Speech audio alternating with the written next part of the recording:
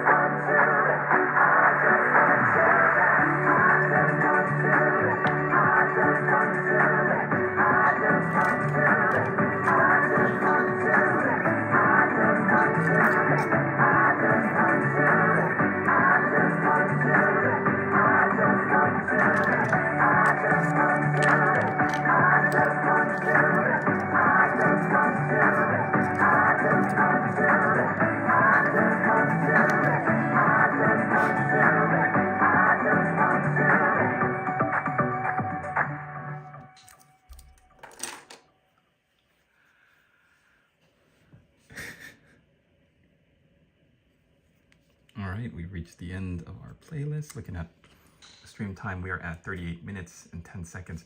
I've got this little Prism Studio WarbossTae Studios live on air. This is supposed to actually be a chat log, and I don't know if it's just really quiet, unnaturally quiet tonight, but I haven't seen any new messages popping up, so it makes me think that there's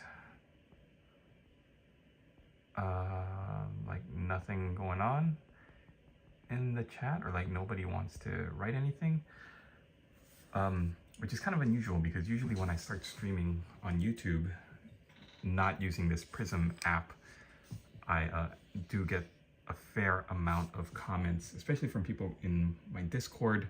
And that's not to say that, you know, the chat log is always on fire and it's always bumping in here, but it's just really strange that there have been 0 messages in the chat log for the past couple of nights that I've used the Prism live streaming app. And the only difference that I can think of is that I'm streaming in multiple places right now, both on YouTube and on Twitch. So if you are trying to write a comment and it hasn't popped up in the chat log, then I think that might be it. I have to do some more research as to why like the chat log isn't moving up at all. And it could be just that people come in, they hang out for a minute, and they hop back out again without saying anything. That could be perfectly viable too. All right, so if you're just joining us, we're taking a little bit of a break in the music, at least between playlists, and we're working tonight, at least I am, on my Dwarven Mountain Holds battalion. The Thunderers are the guys with the guns, which would be from the Dwarven Hold of Barak Var, the gate to the sea. It's unusual for a Dwarven hold in the old world because it is like a port city, and most of the Dwarven holds are in mountains, hence the name Dwarven Mountain Holds. But Barak Var distinguishes itself by being a port city and having this great massive fortress on the sea, and they have a lot of ironclad ships. So if you've ever played the old Man o' War game, a lot of those Dwarven ironclads are canonically supposed to be lore-wise coming out of Barak Var. And this is the standard that I'm using. I believe the Barak Var color scheme is light blue and white, but I decided to go with a more of a emerald sea green for my guys. I wanted to look more like a dark, almost like a Cabal-like green. It's exactly what it is, the colors that I'm using. So as we move on and work our way up there, I'm going to show you how I paint the Barak Var color scheme that I'm going to be using. Again, I'm sorry if you're typing in the chat. I have to see how I can get the chat log to show up. Maybe it's actually showing up where you are, and it just looks like I'm not answering any of your chats, but I can't see any messages being written right now, so I have to see if there's a setting thing maybe I'm not doing correctly. But this video is actually going to piggyback into another video. I want to do an informational, educational video about batch painting, assembly line batch painting. As you can see, for the past session, this whole session, I've been going down the line. Oh, hello, Darth Torlin. So the chat is working.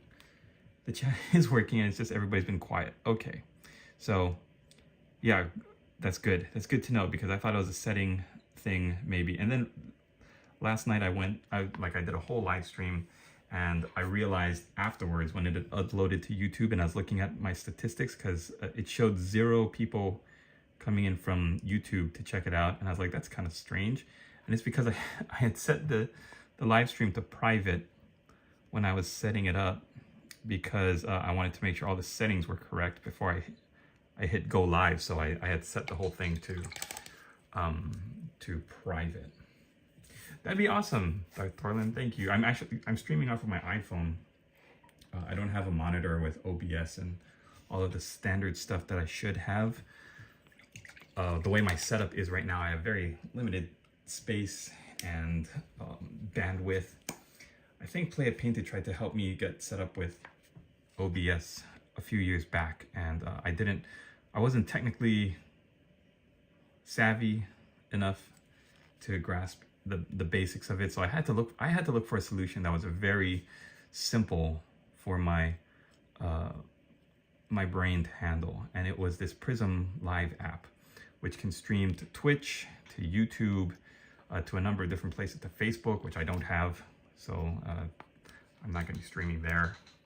But yeah, if you could help me, if you got any tips on the streaming stuff, then I'd be very, very grateful for that. I'm actually, it's funny, I actually am doing more on Twitch now. I'm trying to, by linking my my streaming destination there, because I see there's a community that I see a lot of people going to check out the videos from, called Miniatures and Painting. So I assume that's where all of us miniature painters go to hang out and see other streamers or other painters on stream. It's a little bit of a different vibe there, right, than YouTube, because YouTube, you're going there to specifically watch like videos most of the time. This is what I do anyway. I pop open my YouTube to see content from my latest creators, whereas Twitch is more of like a just an experience. People going there to see what their latest content creators are up to, and it's more of like a impromptu, off the cuff, like live streaming all the time, rather than scripted content.